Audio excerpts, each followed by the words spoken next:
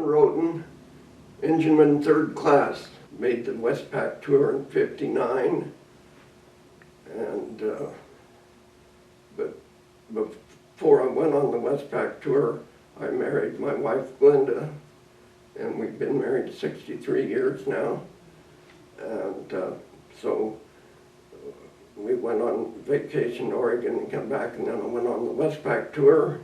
When I went on the '59 WestPac tour, we left, I think it's about, might have been July or August, I forget exactly what month, but we spent the most time in Sasebo. But we went up on what they called an R&R tour, and we anchored off out there and next to a little place called Beppu, Japan. That WestPac tour there's several things that happened there.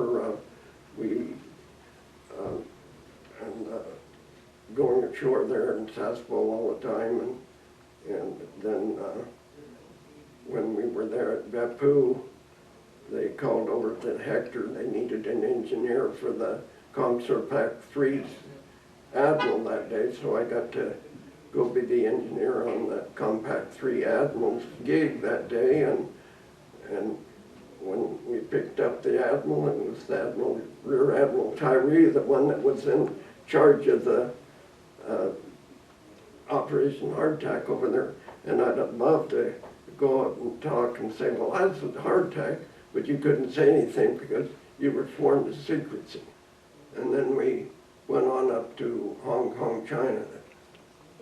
And then I liked there in Hong Kong, went ashore. One thing I remember is riding in one of them rickshaws that the guy pulled by hand. And another thing I remember, that walking down the street in Hong Kong, you wouldn't see it here, but somebody come out and go to the side of the curb and take a leak. And then as it got towards evening, it started getting towards dark, you'd see people come out and they'd have cardboard or something, and they're all laying there on the sidewalk sleeping, which I'd never seen anything like that before, but here in the United States now it's kind of common that with these homeless people.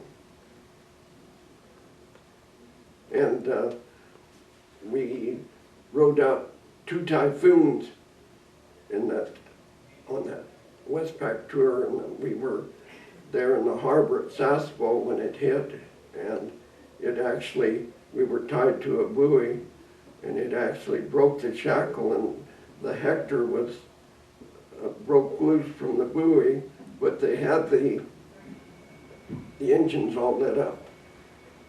And that seawall was I was looking, it's getting closer and closer, and I'm thinking, we're going to hit that seawall.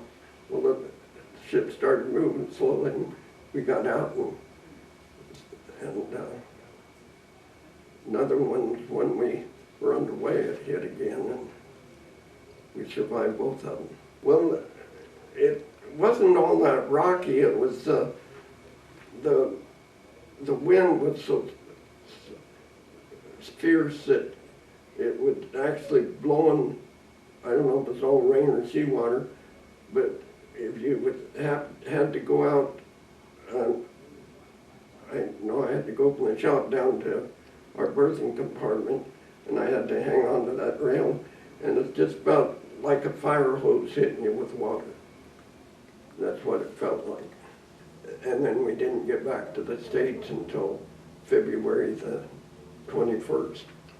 I remember the day we got back in because it was my wife and I's first anniversary.